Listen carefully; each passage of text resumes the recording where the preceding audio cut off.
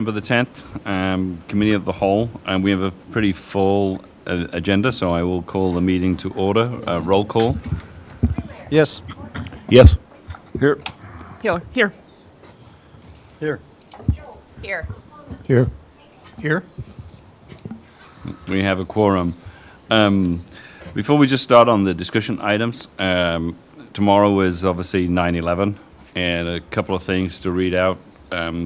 Whilst we have a full house, one of our residents had written something back in 2021, Bob Noah, the honor trail. Of all the placid times we love to talk and play, with family and friends we still recall the day. Remember when we laughed despite the daily grind, before the world collapsed, the month of number 9. But chaos always calls the best of us to hear the writing on the wall despite our natural fear. And of those special ones who live to tell the tale, we stand and band together along the honor trail. It's history and heart, preceding generations that plant glory seeds to flag our favored nation. And all the occupants who witness travesty can thank those who respond to keep us safe and free. A week, a month, an hour, the clock will tick away, but quiet stops the minutes when we recall the day. Our lives will come and go, but futures will remind the shadow of 11, the month of number 9. Robert John Noah. And then the Fergus Falls Fire Department is having a remembrance ceremony tomorrow. The Fire Department Honor Guard will conduct details at the following times in front of the fire station in memory of those who lost their lives, in honor of those who responded in the aftermath, and those who continue to protect our freedom to this day. Public is welcome to join in remembrance and honor in front of the fire station as well. At 07:46, hijackers deliberately crashed American Airlines Flight 11 into floors 93 through 99 of the North Tower of the World Trade Center. At 08:03, hijackers deliberately crashed United Flight 175 into floors 77 through 85 of the South Tower. 08:37, hijackers deliberately crashed American Airlines Flight 77 into the Pentagon near Washington, D.C. 0:59, the South Tower collapses. 09:03, after learning of other attacks, passengers on United Flight 93 launched a counterattack on hijackers aboard their plane to try to seize control of the aircraft. In response, the hijackers crashed the plane into an empty field near Shanksville, Pennsylvania. 09:28, the North Tower collapses. The 16-acre World Tower Trade Center site is in ruins, with collateral damage affecting all adjacent properties and streets. A rescue and recovery effort begins immediately. I think we all remember 9/11 and probably where we were and what we were doing. So thank you to the fire department for all you do, and first responders. So with that, we will move on to the agenda. The first item is Friends of the Airport update, and I'll call upon Santa to go through a few slides and give an update to the council on all things that have been happening at the airport. Hey, good morning. I'm not entirely sure about following all that with the airport update, but it is what it is. Yeah, it's Good morning, all. Nice to see you. It's been a while since I've been up here with an airport update, I think, so this is kind of nice. I got to click this button. Thank you. I know how to do that. Oh, no. Remember when I said? Nice. I can do it again. I'll try. Hey, the Fergus Falls Airport, located on 730 acres. We have a main terminal building of 15,000 square feet. 10,000 of that is hangar storage for the main building. We have an SRE building built in 2008. That's where we store the snow removal equipment. There's 17 city-owned T hangars and 22 private hangars. Oh my goodness. I'm going to need you, I think. That sounds super good. When I flip a page, you'll go on to the next thing. Thanks. I can fly an airplane, but I can't do this. Thanks. Well, we hope. Yeah. It takes a whole bundle of us to keep the airport running. SkyQuest Services, there's 6 of us there. There's the Friends of the Airport group. A couple of them are here today, and we meet monthly to come up with brilliant thoughts to make everything better. EAA, also represented here today, with Robbie. The Nordic Plains, it's a new training company that just started. We'll talk a little bit more about that. And there's so many other people that partake virtually daily. Thank you. 43 aircraft are based in at the airport right now. We have some jet powered, some twins, some single engines, some other stuff. I won't bore you with model numbers and all of that, but they're all nice airplanes.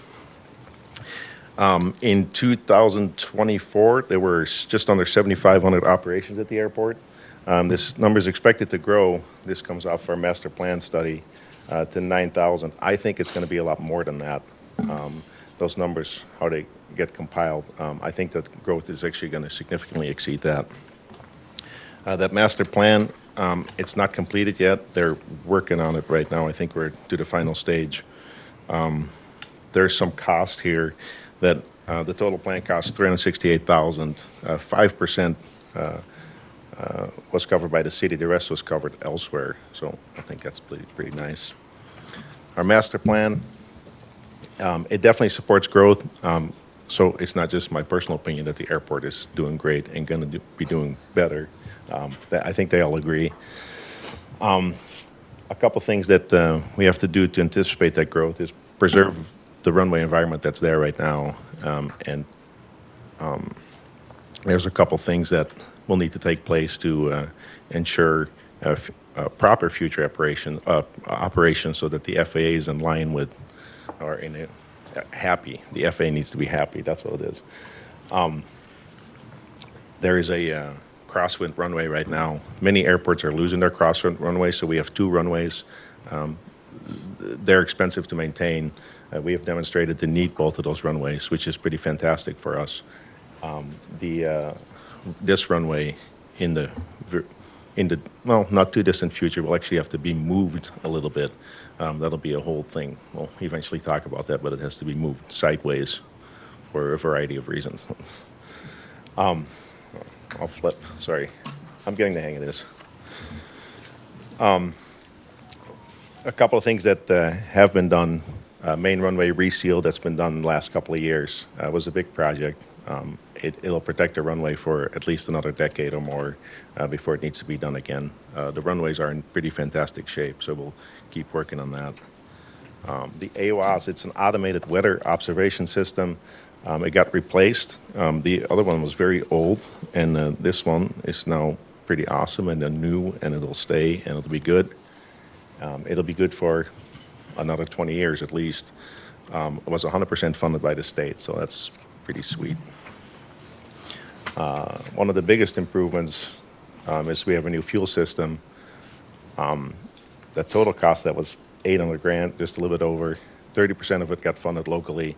It desperately needed it, and now it's good for 25 years or more again. So it's really nice. It made significant change at the airport to have that. We need additional storage probably. So all of our hangars are full to date. In the last 4.5 years, 5 years, we were able to fill every vacant space. There is no more space. We have people on the wait list right now they want to come, but we can't house them quite yet. So we definitely need a little bit more room. It's a combination of things. People that have airplanes that live here locally, they need aircraft storage year-round, and then we have people that come here that fly through here. We just need a place to park for the night or 2 nights or 3 nights. Those guys, that's a full hangar right there. We love seeing that. That particular night, and the reason we took that picture is because we could not fit. There is nothing that could fit in there. Matter of fact, it was too full. The transient aircraft, We have bigger aircraft that come through here that want to stay here. We can't house them currently. It's something that we will work, or we will look for a solution for sooner than later. A lot of those airplanes that you see in there, they have a price tag starting at $5-6 million and up. So people get protective of that, and they want to make sure that they're parked inside when they come visit. So if we have a place for them to hang out, they will come visit.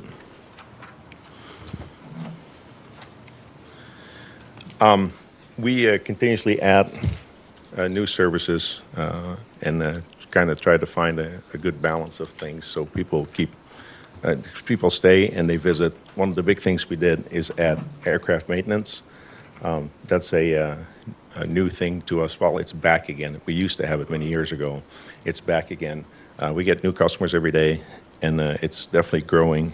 That's Bob hard at work there, and I think he's pretending to work, to be fair, in this picture. Flight instruction, Nordic Planes, the folks I talked about earlier, they are new to us. They are absolutely fantastic. They are providing flight training for all stages of flight. And right now, what they're doing is they have an accelerated program, and for this month, they have 3 students coming from out of state. They'll stay here for an average to a week to 2 weeks. One of the guys is coming from Hawaii, so that's kind of neat. So there's definitely attracting some new people to town. They will get their private pilot license in 2 weeks if they come, which is super fast, but it's quite immersive.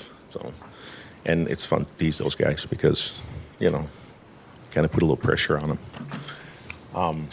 One of the things we put in the airport is a Redbird flight simulator. It's fully certified. You can definitely train in it, and it's big. I don't have a picture here, I think, that shows how big it is, but you can sit in it. You can see the inside of it there. It flies like a real airplane. It's not a video game, although Mike gets treated as such, but it's not. It's a tool. The flight school will make good use of that as well, for sure. Here's the old lobby. That's what it looked like when we first walked in the door. And today, with the help of the city, we did 50-50. We changed it into that. And this is our calling card. We get lots of people that are very happy and are very comfortable when they come visit us. All in all, I think the airport is heading into the right direction for sure. Main community events. We do a Belgian waffle feast. That's through the EAA, actually. So EAA, Robbie there, the main guy. It gets about 1,000 people every time. The EA members annually fly 300 kids out of Fergus Falls, and I think another 300 away from Fergus Falls. So we get lots of use from, they introduce a lot of kids to aviation through that channel. And then the Santa Fly-In sees about 400 people every year. I think that's about it. We got some thoughts coming up here maybe to help ease the burden of expenses at the airport with maybe possibly discussing a transition to a regional airport away from a municipal airport. I don't have near enough time to get into those details but today, which is probably good because you guys have a lot on your plate. We have, we'll talk more about that later. So our main focus right now is expansion for hangar space. We'll be after that for sure. We need it desperately. I think that's about it. And if anybody has any questions, I can answer. Air show. Oh my goodness. Air show. We have an air show next year. So yeah, it's. Thank you. Jeez, I'm losing my mind. June 27th, we have an air show. The last air show in Fergus, I don't know when it was, but it was, I think, in the 80s. Do you remember when it was? I don't. 80s, late 80s? It was before I got here, so late 80s. We're very excited about that. We will definitely share more details about that as time goes on. So, am I forgetting anything? Is there something? I think the other thing would be the name change. in an alignment of kind of looking at getting regional airport status. One of the things that will come before the council will be a resolution requesting that we change the name from municipal airport to regional airport. It doesn't affect anything with the FAA, but it does give the aura that we are a regional airport versus being a municipal one. And as we're looking for economic growth as a city, the broader that we look, externally, the better off we are. And so that's kind of one thing that there'll be a resolution in the packet regarding name change for the airport. And then obviously we are having discussion on regional airport status, and we did get word that there's a possibility of a grant in order to do that. So that's something else we're pursuing. We have a meeting with Perham on whether they would be game for doing that.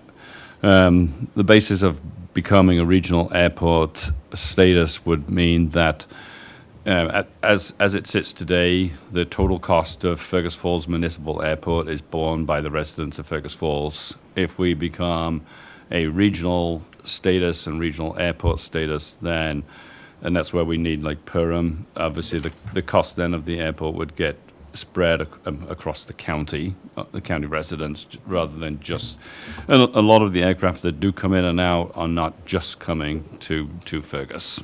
I think the other thing that didn't get mentioned was that since the new fuel system, the fuel in Fergus is one of the cheapest in the area, and there are a lot of transient flights that will literally just stop and fill up, and that's adding to that traffic number. And I think the one thing that Sandra kind of probably did, on one of the pages it should have said that like how much since 2020 there's been a 50% growth in airport traffic. And again, if we're going to attract external investors to the community, the airport in general is probably one of the first things that people will see, and how they get treated when they arrive means a big deal. I know from my time at Green Plains, that was a big thing. They like to fly places, and as Sandra said, these aircraft are $5-6 million a piece. They don't like leaving them outside, especially in the winter, when it's hailing. So, and again, we've looked at a hangar, and through both Mindoc Aviation and through our consultants SEH, and there's potential that a hangar costs about $1 million, and we believe that there's a program out there where we can get about 95% of that cost covered between federal and state. So we as a community would have to come up with about $50,000 for $1 million hangar, but that would add obviously considerable storage to the airport. And already there's kind of one person that's got like a $14 million plane that would like to store it here, but won't because there's nowhere to put it.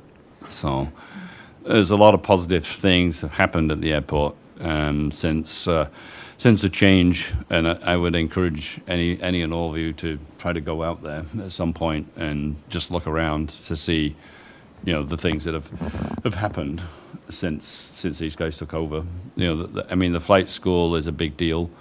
That just adds, traffic. And like Sandra said, just this month alone, there's 3 people that are from out of state going to stay in the community for 2 weeks that, we wouldn't have had before. And I think it's a little hidden gem at this point in time that we don't acknowledge very, very much. So, any questions of Sandra? Scott? And at least go out there for the waffles, right? Yeah. Also on our agenda today is the surplus vehicle that used to be, or maybe still is as of this minute, a vehicle that was used as a shuttle or a courtesy vehicle out there. And just because it's on the agenda, what's the plan to replace that, or maybe you already have? It has been replaced already. I don't know the inner workings of how that works, but when we look outside, we magically see vehicles appear, which makes us very happy.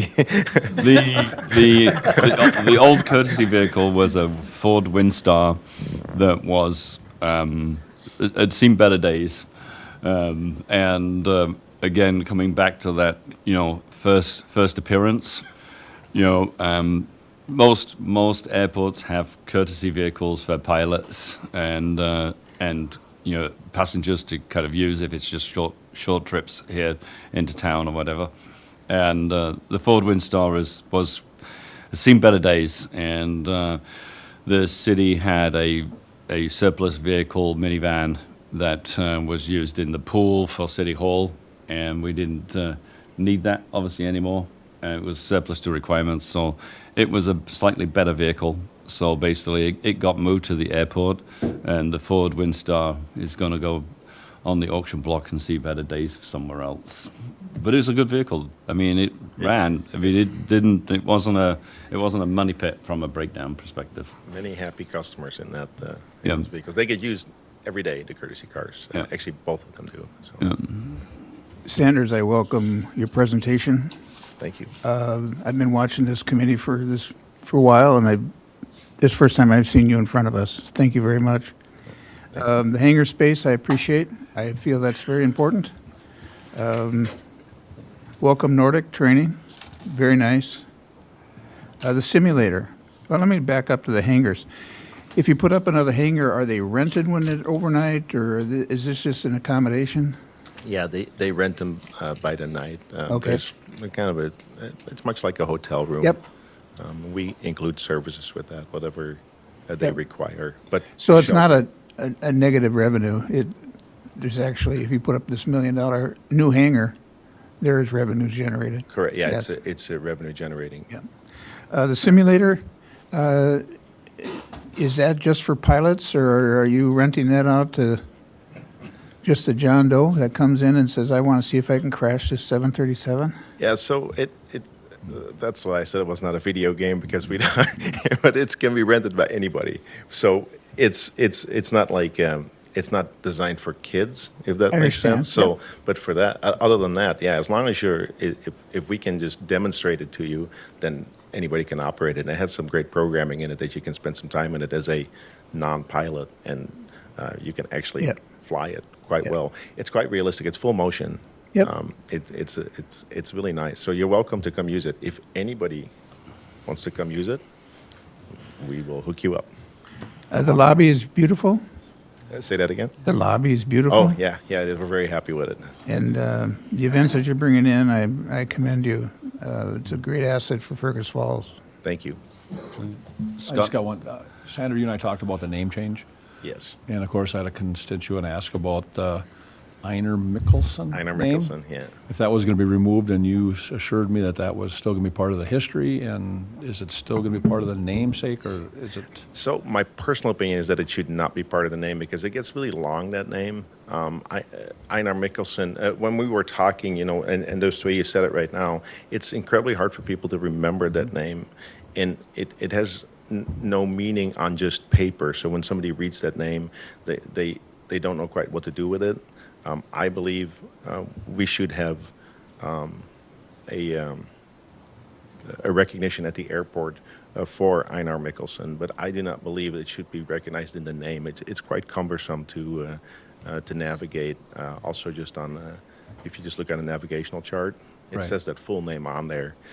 I believe that if we're going to go to a regional airport, a short name is endlessly better for everybody. I believe that they just wanted to make sure it wasn't forgotten. He was a World War II vet Yeah. aircraft. Yeah, part of the Flying Tigers.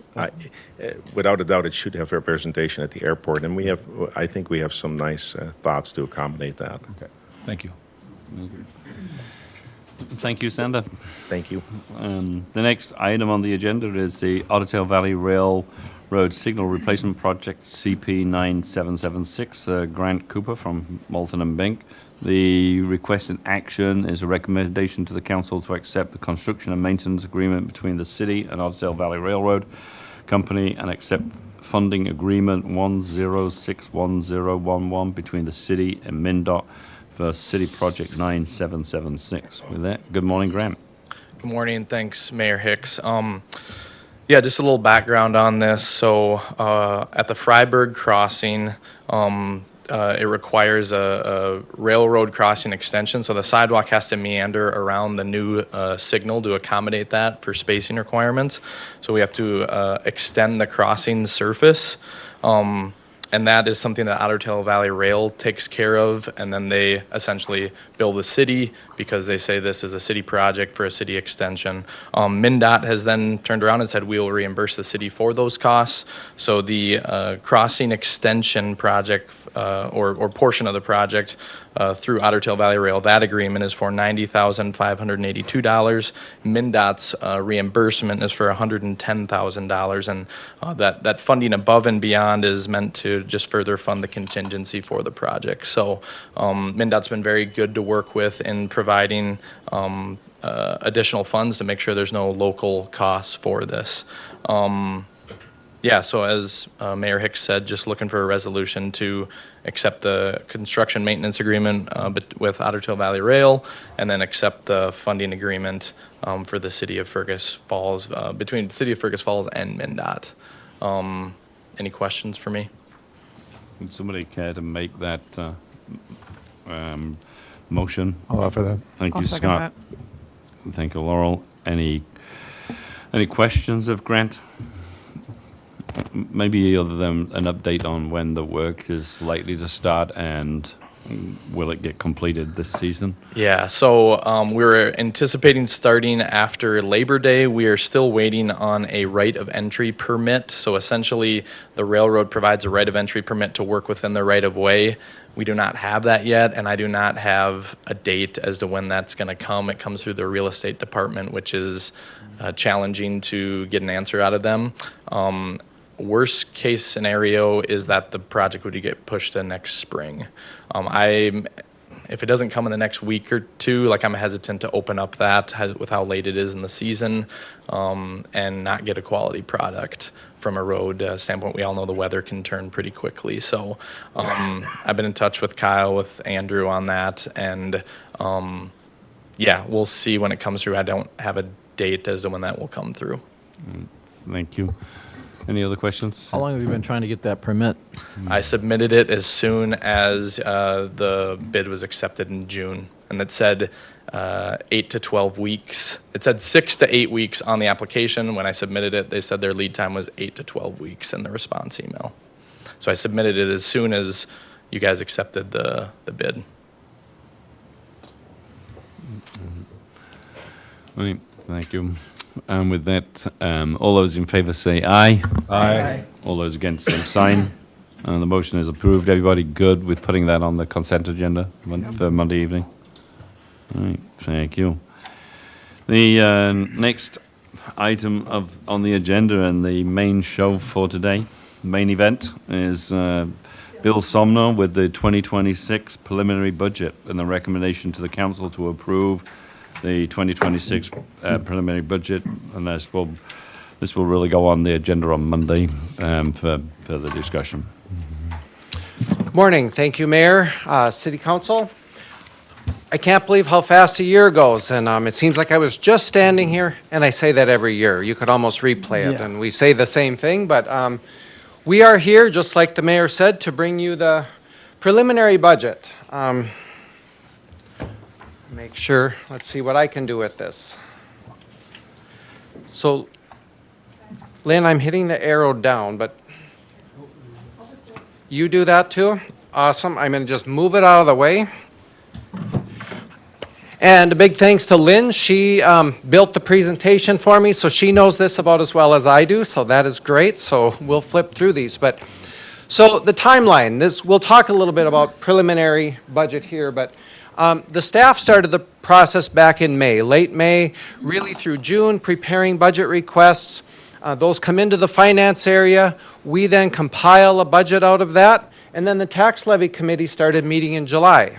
The tax levy committee this year is composed of our mayor, Councilmember Layton, Councilperson Laura Job, and Andrew Bremseth. So that's your tax levy committee this year. Has been meeting since July on this budget. We are here September 10th to present this proposed. It'll go on Monday night's council meeting. And we have to have that to Otter Tail County by the end of September. So we run on a state statute calendar by all that, because Otter Tail County needs it, so they can then get the information in their system, get it out in tax statements later this fall. Then we'll come back in September now through December. Tax Levy Committee wants to continue to work on this budget. This is by no means a completed budget. This is preliminary. I'll say up front, we're coming in higher than anyone on the committee wanted to do, with the goal of bringing that down by December. And if you hit replay on prior years, that's exactly what we've said in the past too. We're coming here, we still have more work to do. We want to bring that levy down by December is the goal. I think the Tax Levy Committee would agree with that statement. So then in December, we will have a public meeting. December 1st is our first council meeting of that month. We will have our truth and taxation process that night, where we have a chance for the public to comment as well. You as a city council, if you are happy with it at that point, you could approve it on December 1st, and then we would get it to Otter Tail County by the end of December. If we needed to continue that hearing, you could have that on December 15th, the second council meeting. You'll make that decision on December 1st when we have that hearing, and if you're ready to approve it or not that night. Okay, so we want to lay out what are some of our cost drivers. What is driving the cost in the budget this year? So I will say up to about a week and a half ago, we were in pretty good shape. The Tax Levy Committee felt pretty good where we were coming in, and then we got our health insurance numbers. And you'll see number one on the top of here, our health insurance increase is 24.9% increase. We'll have a slide later about what HR is busy doing, working on that process, but we did just learn those numbers. We put them in here again, so we're going to come in a bit higher and then work on this process through the fall. But health being a big driver, again, we'll have more detailed slides on that. Wages, we have settled contracts for 2026, so 3.5% wage change there. Electric 4%, our city utilities 4%, natural gas 8%. We work with Otter Tail Power and Great Plains to get those two estimates, and I put in the estimate for the utilities. We will go through our utility funds, do rate studies this fall, bring that back to you later. I didn't spend a lot of time on the utility funds at this point getting the budget together. Liability insurance, property, auto, you can see all of those at 7, 9, and 10. I get those estimates from the League of Minnesota Cities. If we can find out more information by December, we will update those as well. Our internal equipment rent at 5%. So that's where all the different departments pay the equipment fund. Rental for, replacement of equipment, operation of equipment, all the fuel costs are in that. The mechanics, all the work on equipment. And then workers' comp, we have an estimate of 3.5%. I do expect to know that number before December. We had that last year. When we do our renewal in the fall, the league gets back to us almost instantaneously with that renewal, which is good. Okay, next slide. So the proposed budget for 26, we have proposed revenues of just over 59 million, proposed expenditures at 56,500,000. The proposed tax levy as of today is $9,279,000. That's a $729,000 increase from 2025, or 8.53%. Again, that's higher than what the tax levy would like to see. A couple weeks ago, we were at about 6.5%. We were planning to come in until we got those health insurance numbers. So again, coming in, we can always bring it down by December, but we can't go above this amount. So we're setting the max today. Okay, the proposed budget is broke down between the general fund, that's our general operating fund of the city. You can see that amount at 17.2. Our various special revenue funds, that would have your Port Authority, the RTC Maintenance Fund, the library, the Bigwood Center, all our tax abatement districts and TIF districts, and our various revolving loan funds all fall in there. Debt service funds, that's where we make our bond payments out of. Capital projects funds, we build projects there. We also have a number of funds within there where we collect the property tax levy and special assessments that are used to make those debt service funds. So in here, if you dig into the book that's on your desk, you'll see transfers between capital projects and debt service funds. That's how that flows. We hold the money over here in capital projects, move it when it's time to make a bond payment over here. Enterprise funds, that's your liquor store, refuse, sewer, water, stormwater, all run like a private business where the user charges support that. And then internal service funds, that's that equipment central garage fleet. So those are total revenues and expenses, just it broke down in a little more detail. Here we have charts that show the allocation on the citywide basis. You can see we're pretty consistent, like charges for services, 41 down to 40%, intergovernmental up a little bit. That's more so on our capital project side. Based on the projects we're doing using state and federal aids for streets, for example, we have more of that in 2026. Property taxes, you can see as a portion of the pie is staying pretty stable. If you go to our audit reports as well, you'll see that same look of that chart on our actual results, where we stay pretty consistent on those slices of the pie. And then the various others, you can see the transfers in that I talked about. Part of that as well is those enterprise funds paying into the general fund. Large amount of transfers. It's based on expenditures for those businesses. So sewer, water, storm, they're paying their rightful share of technology, HR, payroll, things that they're getting service for. They need to pay their fair share of that. It's coming in the form of transfers.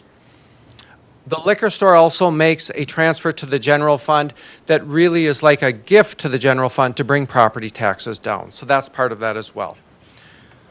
Okay, the expenditures, same story here.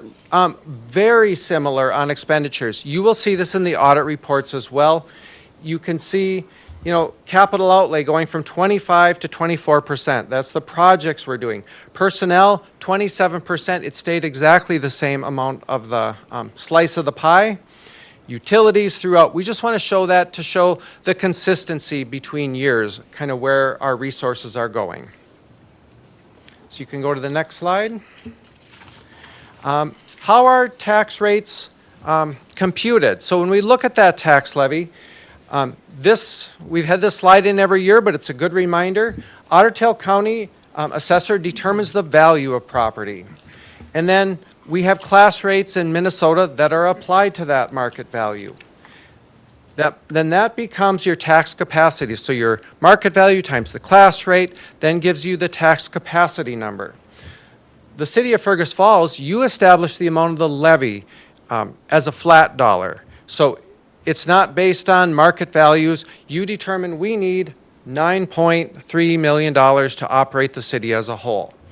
Then the county applies that against the tax capacity to come up with a rate, and then they use that to calculate individual property tax statements. So again, we're setting the flat dollar amount, then Otter Tail County will spread that over all the parcels in the city. Okay, fixed costs. So what is driving our cost? Put these little charts together. You can see from a personnel standpoint, we have our contracts and steps. Health insurance, again, this $344,500, that is the levy supported funds. We'll have another slide that also adds in those enterprise funds that even shows the whole picture for the city as a whole. But we wanted to say here, our goal is what is impacting the levy from fixed cost drivers. We have some overlap in the police chief time. We have an election next year. We didn't have one this year, so we put that money back in the budget. We made some personnel allocation changes that actually brings it down. Things like the street department, park and rec, where we have our various people that, work where needed. I always look at the history of that when I'm setting that budget. So if I'm looking, okay, this trend is down a little bit, they're not working in parks quite as much, I'm going to decrease that budget a bit based on what we're actually seeing. That's why those allocations change. The equipment rental, that's the 5% figure, so that's $80,997. We have a new bond going on for the ones we just issued this summer for the Junius project in Shoreview. That's an annual levy of $59,000. Other debt service, we were able to bring down $12,000, so we bring that factor in. Insurance going up $12,000. Utilities down $42,500. We are seeing lower utility costs at the community arena. And a few other places. Arena being one of the larger ones, our electrical costs are down there. We've talked about that in the past because remember, we decreased the arena rates as well a bit. That's the driver for, we moved some staff out of the arena and we saw utilities going down, able to, we decreased the budget likewise then. And then our tax abatement program's going down $57,500. The big driver of that is the housing rebate program. As I projected out, people are going to be meeting that $5,000 tax abatement, so now they're going to start falling off. So we're going to see that program start to wind down. So we were able to decrease that levy from, $88,000 down to I think about 30 or 30,000 something. So the net impact of all those costs is $911,000. That is increased costs. That would mean that would be a 10.66 levy increase. Well, we're coming in at 8.53, so something had to bring that down, right? So on the right side, you can see we outsourced engineering and GIS to more engineering. We are saving $143,978 in the general fund because of that action. We eliminated the communications position, and most of that department, we left some money in for communications, but that's bringing down 135. Restructured the human resources department, brought that down a bit. So that net impact now comes down to 551,951, or it would be a 6.46% increase of the levy. So fixed cost drivers, maybe a little extra detail and need a little water. So next slide. Okay, a little more on the health insurance. You can see in total for the city now, all funds of the city, not just levy supported, we have a budget of $2.5 million, up from just over $2 million. So the total increase for health insurance would be $502,000 for 2026. We showing you the breakdown between levy and other funds. On the next slide, what are we doing about that? So our new HR manager she jumped right on it the minute we got those. Exploring competitive options, have been reaching out to other companies, looking at other options for that, learning from our peers, what are others doing? How are they dealing with health insurance? We're certainly not the only one. Jim? You mentioned the 24.9, but we have to remember that last year we had a 0 increase. I think it was 2 years we were at 0, and last year were we 7.65, I I think. thought we were 0 last year. I'd have to dig back, but certainly we did have, either in the last couple of years, we did have a 0. Yep. Now, our rate would have actually been higher than 24.9, I believe, but with the pool, it brought it down to 20. I can't believe I'm saying down to 24.9, but so we've got work to do. Alicia is exploring that, looking at new programs. Certainly, there's always ways do we look at our current offerings, those kind of things. So, and then forming a review committee. We've done this before. We went through this. Alicia, do you remember what year we had an increase like this? Yep, it was 2021. 2015, yes. 2015? 2015 was the last big one, yeah. Where we had a really big one. It was probably about 25% back at that time. It was We formed kind of an insurance committee at that time with representatives from all the union groups, because we have to all work together on this and work with our unions to do that. So that'll be in the works as well. So wanted to let you know, HR is off and running on that, trying to see what we can do, and certainly working with Lakes Country Service Co-op. That's where we purchase our insurance, working with them as well.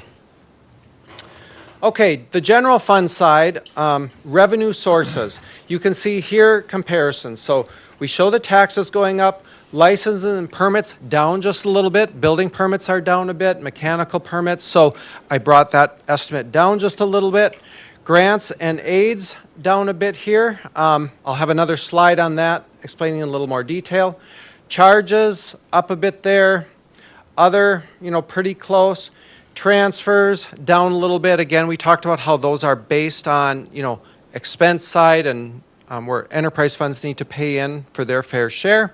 Use of fund balance going up a lot there. And I'll see if I can do this by memory. We are transferring $260,000 out of the general fund, out of fund balance for street projects. It's what we talked about when Kyle and Josiah went through the capital improvement plan.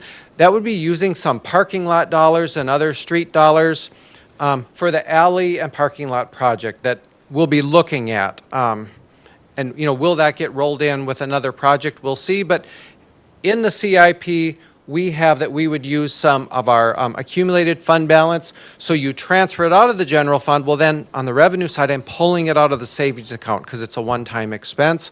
That's why it's showing up in the 643. Energy transition aid. I know it's on a slide, but we'll talk about it now. We received like $256,000 this year of energy transition aid. I had budgeted $259,000. Under our calculations last year, that should go down to about $243,000. We were under the understanding that would phase out over 20 years, 5% a year dropping down. All the cities that received energy transition aid for the first time in 2025 are being eliminated next year per the formula. So we got on the phone with Department of Revenue, with our legislative consultant, and other cities as well that are experiencing this. So we need a legislative fix on that because the intent always was for it to be a long-term transition. So we put $243,000 in this use of fund balance in the hopes that that comes back next year. Now, if it doesn't, we'll have to deal with this next year, but I am hopeful that we'll get that legislative fix in place and bring that back. But so not raising a levy to cover that this year, we'll use fund balance, but we need to work on getting that reinstated so that revenue source can be back in next year. So we would move it from use of fund balance back over to state grants and aids, is my hope. So we'll see where that goes, but we're hard at work on that. We also have about $95,000 in there for our police chief overlap time as well, since that's an expense that will go away. Again, it won't be ongoing. So I have that in use of fund balance. And $45,000 using public safety aid that we have in the bank to fund our elementary school resource officer. We've done that over the last 2 or 3 years, and the plan was for like 25 and 26 to continue so. Intergovernmental revenues, we talked about the generation aid right now. Local government aid going up, just under 11,000 or 0.24%. In other words, it's staying stable. So when you have increasing costs elsewhere, but LGA is a major funding factor for us, staying pretty level, that means all those costs go towards the levy side because cities are funded through property tax levies and intergovernmental aids and some charges, but those are our big sources. So I wanted to point out LGA's, I'm glad it's staying the same, not going down or anything, but boy, would it be nice if that was increasing at the same rate of inflation increasing on our expense side. And then we're getting new aid from Otter Tail County for right-of-way maintenance, so $49,500. That's new, going into the budget as a new revenue source. The expense side, general government, we're decreasing expenses in our general government. So like that communications position, that's pulled out of there. That's a driver there of bringing that down. You can see public safety is probably where our largest increase in our tax levy budgets are happening. Police department is our largest budget at like $5.6 million. So by nature, the increases follow there.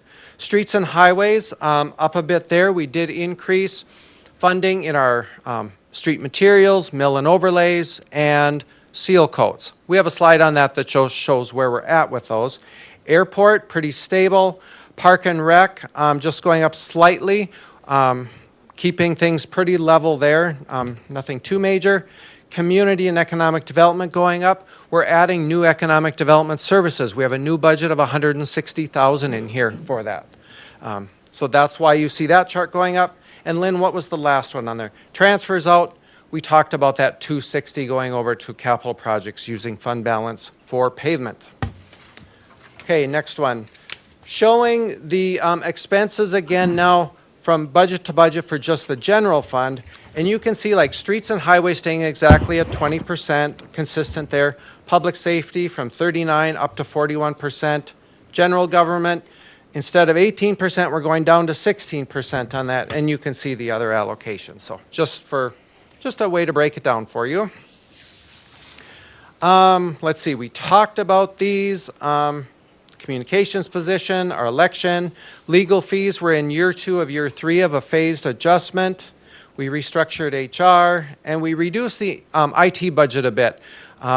We are now have gone to virtual servers. Don't ask me how it works, but we're saving money on it, and we also have then ongoing external maintenance. So I think that's a win, decreasing costs and having help maintaining that. So next slide.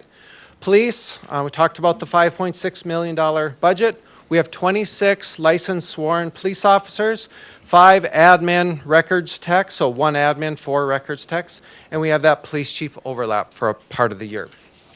Our fire department at a $1.2 million budget. We have 3 full-timers and 39 paid on-call firefighters.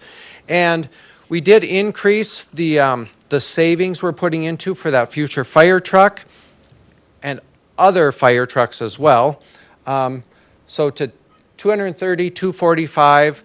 I know so just for the fire truck line, we're up to 205,000 is what we're putting in for that. Streets and highways, we have $3.2 million budget in 2026. Engineering is 62,000 of that. We have $113,000, $500 savings that we reduced that engineering budget. And I want to point out, remember, we'll have additional savings as we do projects because the percentage we're paying on design and construction, administration and whatnot is, that 15%, which is less than we were paying. So we will continue to see other savings. And then GIS, we reduced. I'm not budgeting anything for GIS because that flows in with more engineering contract as well. So we reduced that another $30,500.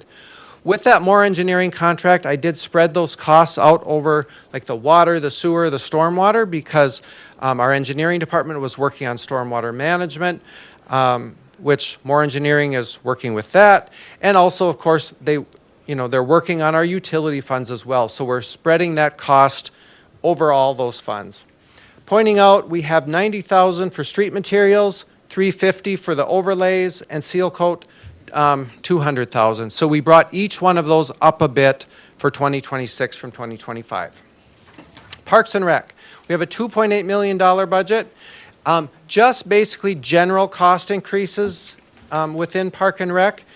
We did decrease staff and utilities at the community arena. We talked about that. We did increase the capital fund for the arena. Remember, you just made that when we set the rates, bumped that from $30,000 to $50,000 a year. We have $10,000 in for updates to the Magnuson Park Shelter. Added $10,000 to the disease tree management, kind of in anticipation if and when the emerald ash borer shows up in Fergus Falls. So trying to add more money to that budget. And then another $5,000 for trail and path maintenance. But otherwise, overall, Park and Rec stayed pretty stable and not really a large increase there. Economic development, there's that $160,000 budget we talked about to fund our economic development services. So, and I know that's in the works. You guys are working on that right now. Port Authority, we have a levy of $72,007, up a bit from last year. The Port Authority operations part of the budget is $106,207.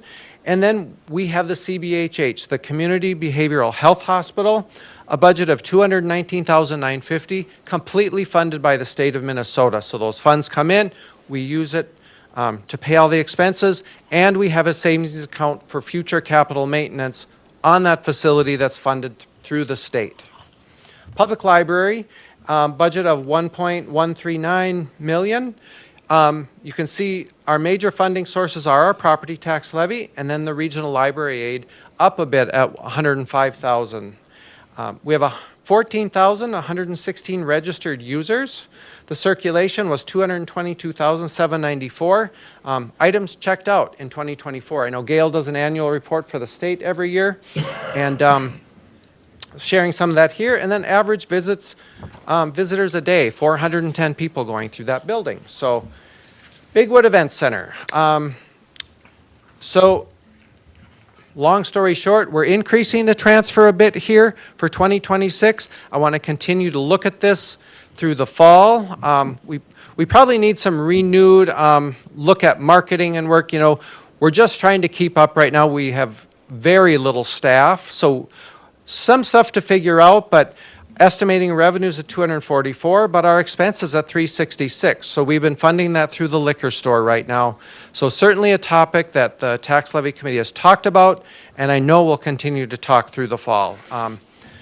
We have to kind of recharge that and see what we can do there.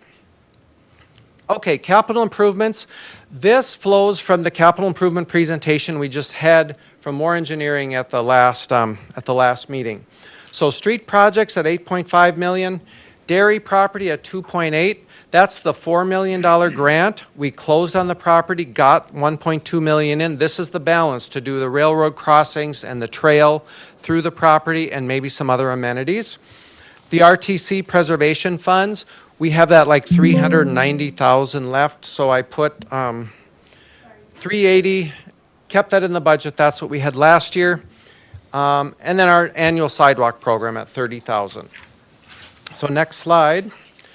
So looking at that street project, breaking it down, this is just a summary of what we went through with that capital improvement plan. So looking at the alley, the parking lots, Cavour Avenue as being kind of that first priority. So we have that in here, then Cleveland and Douglas, Pebble Lake Road, which is completely funded through state and federal funding, Highway 210 bridge replacement, state and federal funding on that one as well. And the De Lagoon Park Road, I know we have a $210,000 grant from the DNR on that one. So just some more detail on capital improvements. We're getting there. I'm almost done, I promise. So enterprise funds, our last section. Like I said, I haven't spent a lot of time here, but we have our next slide should be the liquor store. Certainly, it's a profitable business. Brandon is running a very consistent business. Gross profit percentages always stay the same, even go up just slightly. So keeping a good consistent profit there. The next slide is the refuse fund. This has our collection, recycling, the landfill, everything in that. We're showing operating income below that line. You have your various transfers and whatnot coming to net change, but projecting operating income, again, I'm going to dig into these rates more this fall. Next one is the sewer. Same story there. We are maybe down a bit on some revenue there on leachate that's brought in with, I know, the PFAS regulations. I think, Guy, we've had to stop taking some external waste in, right? We're brought in because of PFAS. Something we have to work on, but it does impact our revenues then. Now, granted, there will be some less treatment as well, but dig into that this fall as well. Next slide is the water fund. Same thing here. And stormwater is after that. And then the final slide for that is the equipment fund. That's our internal fund where we replace and maintain our equipment. The last slide is next steps. So this is on your council agenda. I'm losing it. For Monday night, the 15th. Again, pointing out this levy, Jim, you're laughing at me. Levy can go down by December, but we can't go above what we set now. Continue to work on that. Got to dig into that utility rate review. And then we have to have all this done and to the county by the end of December for the new tax statements. So, all right. Any questions from that?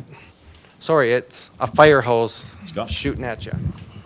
Thank you, Bill. I appreciate the presentation today. I had two questions for you. The first one regarding the capital improvement pie charts, I think it was page 7, and then throughout, as the various numbers came up.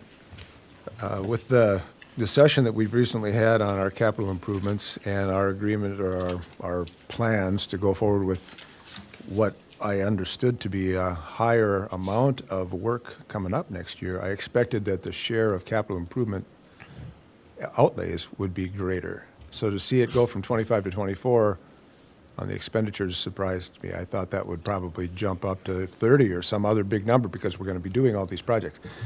I think that one of the things you'd explained to us, as far as some of this ends up getting paid for the following year, and maybe that's the answer, but it just seems like there ought to be more in that piece of the pie. So, and maybe, let me think out loud here. We have been planning for a more aggressive plan, so we had that in the current year, 2025 as well. I'm looking if I can see. Can I say something, Bill? Is it because of the big percentage of increase on health insurance that is so big that it makes the other percentages smaller? You know, could be a part of it, certainly, because a little bit more is going there. However, personnel, that's staying pretty similar. I was going to look at what we had between the two capital improvements for the 2 years. So, for instance, for the current budget we're living in, street projects, we had put in $7.4 million. We moved that to 8.5, so not a huge increase because we had, like Cleveland is in both years. Yeah, so we had, Fur Freiburg Roundabout in this year, Junius, Shoreview, some parking lot over by the mill. So, and we had Cleveland in as a very large number where that is, you've refined the estimates. So, in essence, we have about the same in for street improvements, but we have Cleveland in this year at a high number. We're not doing Cleveland this year. It's also in next year, so that's why we're not seeing a big change, if that makes some sense. When like you say, the payments start the following year, we bond for it, like if we go forward with these projects next summer, we'll issue bonds at that time because that's when we need the money to pay the contractors. The first debt service payments start a year later. So a budget is an estimate, and we had roughly the same street projects estimated. We're just not doing all of them this year, so. Okay, thanks. The other thing I guess I just wanted to make a comment on was, besides the streets, one of the other things that we seem to hear the most criticism or comment on is in the realm of communication. And so seeing the communication department cut, I think, is going to come back to be a problem for us. I know we talked about that as a tax levy committee, and I know you as a committee, you can pipe in too if you want, but we did keep some money in there so we have some services and whatnot. We had an intern here this summer that did a phenomenal job putting stuff together, kind of gearing us up even for the remainder of the year. So Lynn's got some things already built that are plug and play that we go forward with. So that was, I think, kind of our thought for next year is do something similar, bring an intern in over the summer. The last 2 summers, we've had amazing interns here. It's really been a positive experience. But that's, it was an opportunity where we had that position, and tax levy committee right now choosing not to fill that, so.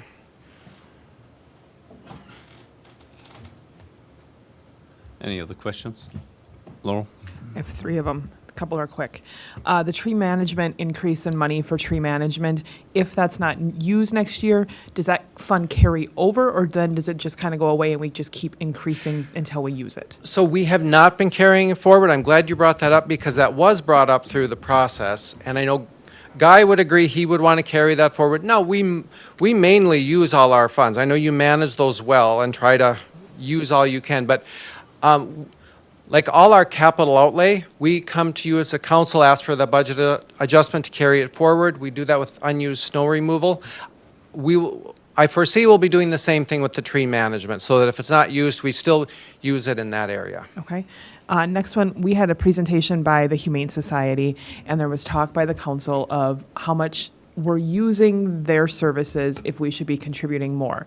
Was there, or even, I don't know where it is in the big numbers here, but where are we at with Humane Society support, and was that discussed? We have 12,000 in the budget. We did not change that in this budget, so it is maintained at the 12, which we did go up, I think, from 6 from a prior year. So we went from 6 to 12, but we did not change anything for 26. Okay. Next one is cannabis sales in municipalities can lead, it's been shown by studies, could lead to decreases in alcohol sales.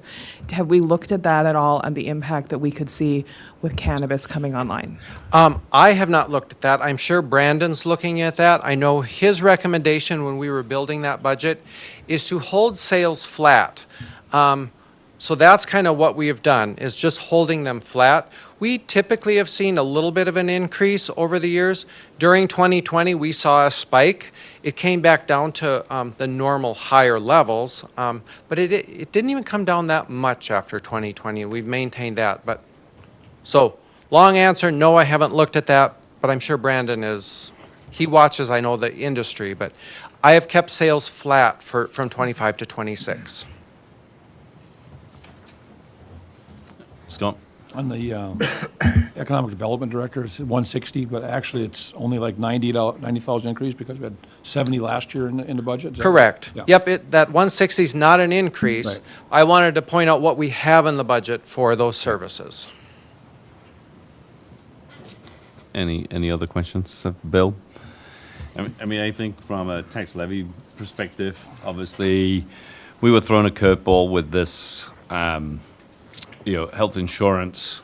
We had initially estimated a 10% increase, and obviously it was another 15% on top of that. So the goal was today to be presenting in, 6 point something single digit change. And obviously we've got some work to do.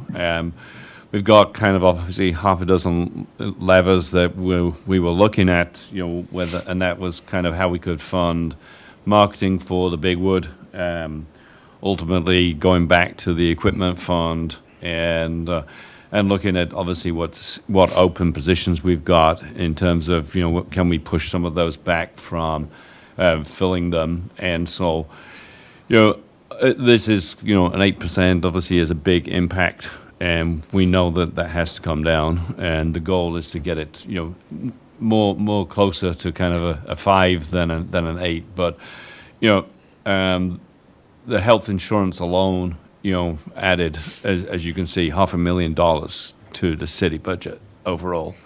Not just the levy, but $350,000 to the general levy is purely health insurance. The other thing that we're looking at and in the process of doing is a review, obviously, of all insurances, because when you look at Bill's early slide, all the increases are basically to do with insurance, whether it's workers' comp, whether it's general liability, auto.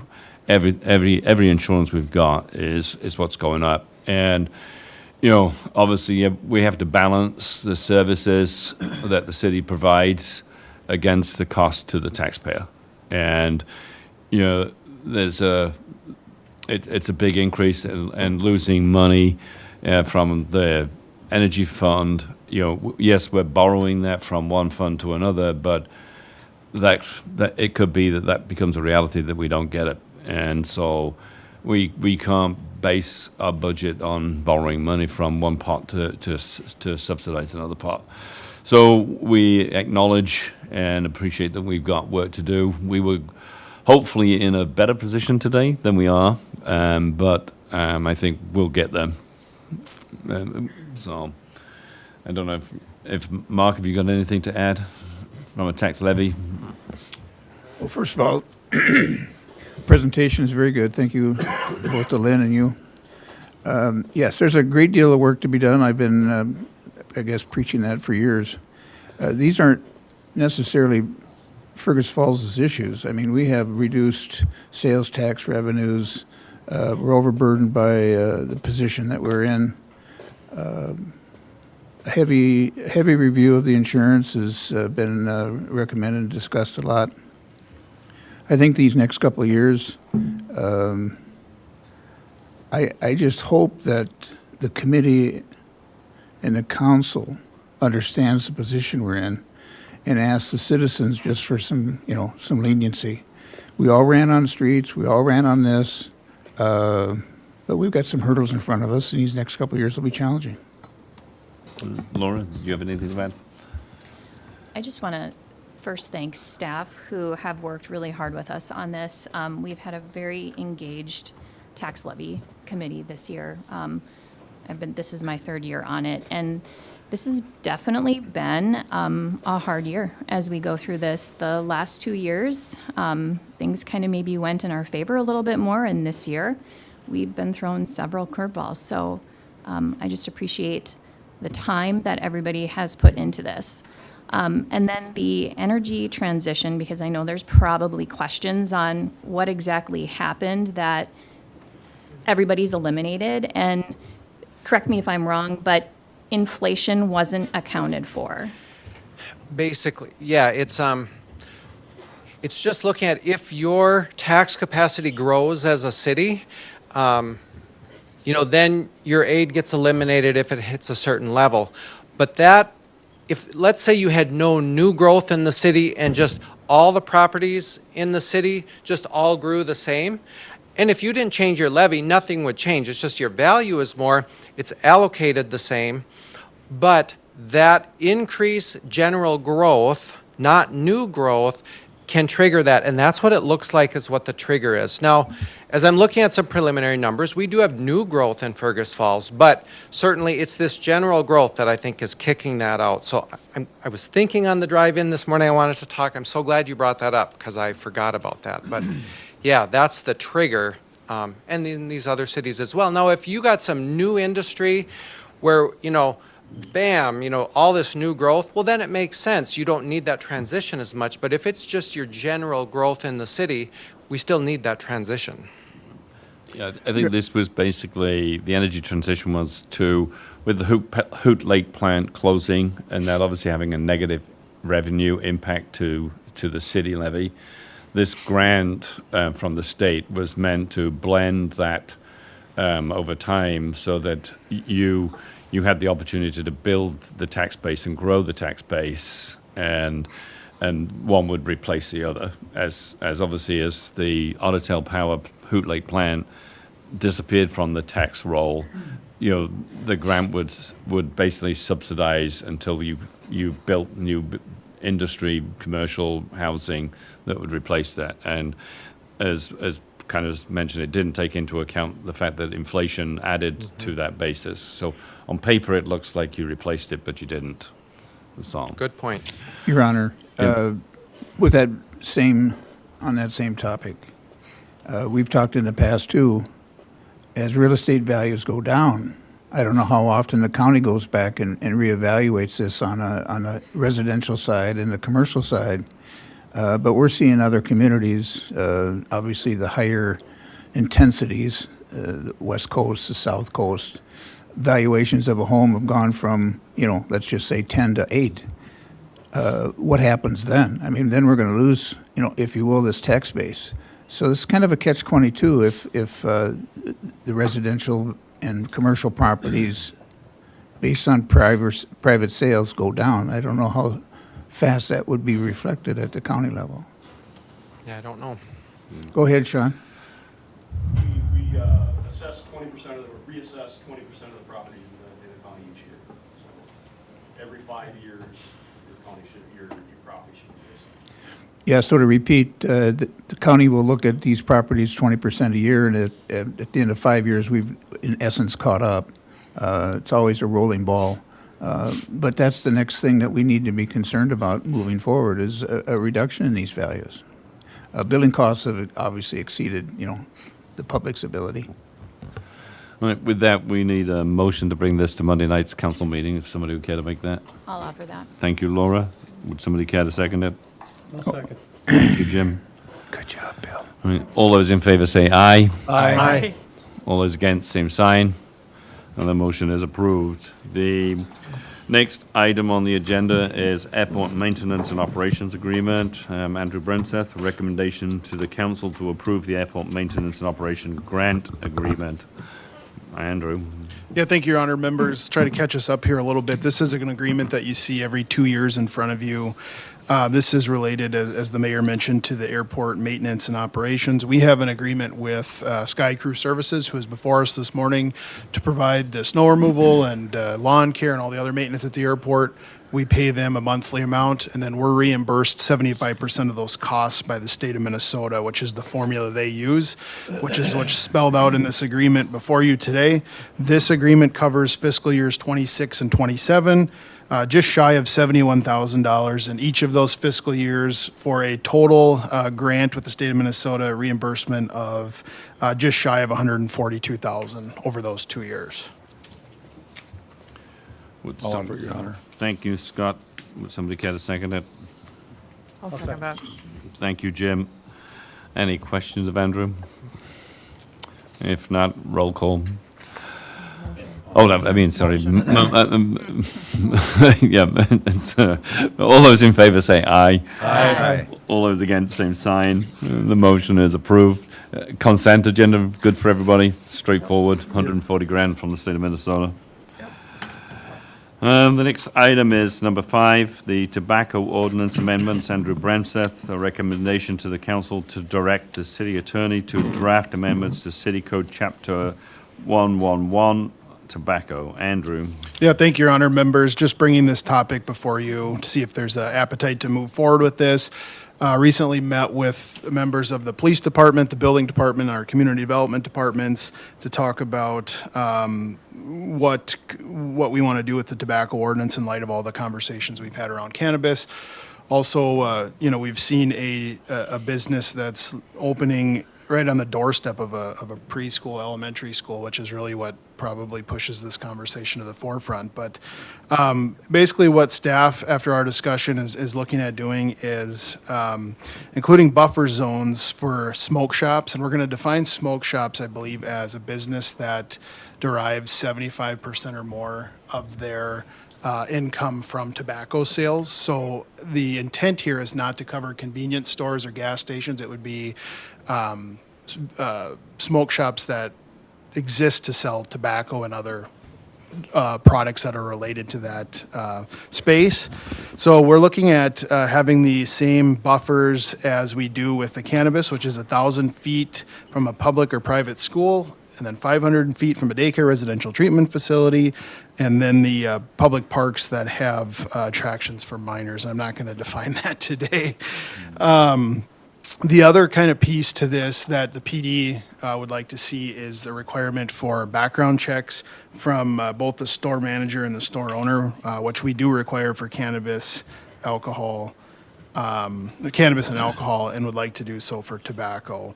Again, this would not impact convenience stores or gas stations. It would simply be facilities that are directly related to just tobacco sales. So that's the conversation we had, and wondering if the council would like to move in this direction. If so, we can do that by directing the city attorney to draft those amendments and get it before you for a first reading. If there's questions, we're certainly happy to discuss those or take them back to kind of our working group on this. How many smoke shops do we have now? There's 2 that are currently operating, and then a third that is not operational yet. They don't have what they need to be operational. Andrew, what's the reason for the background check on tobacco? That's just, and then you pick on the tobacco people, but you don't pick on the convenience store selling the same exact thing, in a sense. That's my question. Yeah, that's a good question, Your Honor. Councilmember Rachels, I have to choose my words carefully. PD feels like that space is more vulnerable for activities that aren't necessarily on the up and up, and so would like to ensure that people that are operating in that space are worthwhile, trustworthy, upstanding members of the community. As far as, like gas stations go, those typically have a very good management system in place. They have controls. They have oftentimes a company that, those individuals are working for that may do background checks as they hire them for employment opportunities. Typically what you see in these smoke shops is owner operator, very small kind of thing. So coming from a recommendation from PD and obviously trying to choose my words carefully on that. Thank you. Also, too, Andrew, and I know very little about this. I just heard a little bit, a bleep here and there. There's actually, they call it an opioid that was being sold out of some of these smoke shops. I forget the number, what the letters are of it, but it was coming out of China, I believe. And, is this being taken in account with this stuff? I don't know much about it, but does this have something to do with that? It may, and again, I'll choose my words very carefully today. It may. We have seen over the past handful of years, products that shouldn't be sold in some of these stores, sold in some of these stores. We have a fairly comprehensive law enforcement presence at times in this space, and if we can get ahead of some of those issues, I think it's going to be in everybody's best interest. I would agree 100% on that. How would this impact, if you go to 1,000 feet and 500 feet, the smoke shops that we have, how does that impact them? Yeah, so the way I would respond to that, Your Honor, is that smoke shops that have the certificate of occupancy and are operating today would be grandfathered in unless they were to make a change. If they are not open today and don't have that certificate of occupancy and these rules are put in place, these new rules would apply to them and anybody going forward. Would the same go with the background checks, though? Yes, if, Your Honor, Councilmember Job, if the business is not operational or not allowed to be operational, anybody that starts new would have to face the background check from the date of the effectiveness of the ordinance going forward. So if the manager of an existing smoke shop changes, that Then person they would would. then need a background check? That's correct, yep. If we're having police presence issues at the current ones, are we really solving any problems by doing this because they're not subject to it? I think you're stopping problems from growing, and then you're able to focus on how to manage existing or past problems. I don't want to paint a picture today that every single store that's operational is out of compliance or doing a bad job. I don't think that would be a fair statement. But, certainly we've seen some areas in this space where things haven't been by the books. With that, would somebody care to make a motion to bring this to the council on Monday evening? Thank you, Al. Would somebody care to second it? I'll second Thank you, Scott. it. Just one question. Correct. This, maybe getting into the details just a little bit, but I just don't know the current rules regarding these types of places. Are there age limits for people to be able to enter these stores or no? Are they open to any age or are they adult only, 18 plus, 21 plus? Do you know? Yeah, I think, Your Honor, Councilmember Kwame, with the recent state law change of 21, it is 21 years to go into the store, 21 years of age. Thank you. Actually, just out of interest, does this really, we just need to direct the city attorneys, and does this need to go to the council on Monday evening? A motion directing the city attorney to draft the ordinance. We're hoping to have the first draft of the ordinance on Monday night as well. Right. Yeah, so you'll see the motion on the consent agenda, and then minutes later on the ordinances, we'll have it ready to be Okay, introduced. that good with Laurel? Does this have to go to planning commission? Your Honor, Councilmember Killy, it does not. I asked that question of Rolf because it's not changing the zoning code. It's specific to our section on tobacco. It does not have to go to the Planning Commission. All right, with that, all those in favor say aye. Aye. All those against, same sign. Hearing none, the motion is approved, so it will go in the sequence as described. The next item on the agenda is Aquatic Center, but I think, were we skipping that? I don't know. We want to get all the expenses accounted for. Right, okay. Sorry, Bridget. You'll have to get up early again another morning. So,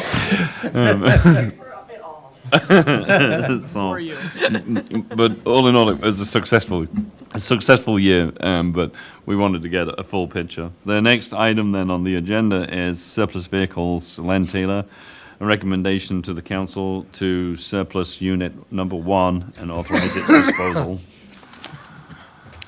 Thank you, Your Honor. Which, a famous Windstar van. Yeah, we've heard some about it already this morning, but yeah, it's a 2001 Ford Windstar. Been in service 24 plus years now, and it's only got 81,000 miles on it. So it's lived a pretty easy life and has been pretty maintenance free, but it didn't present well as a courtesy vehicle due to its age. But anyway, we're just looking to surplus it and have you authorize its disposal.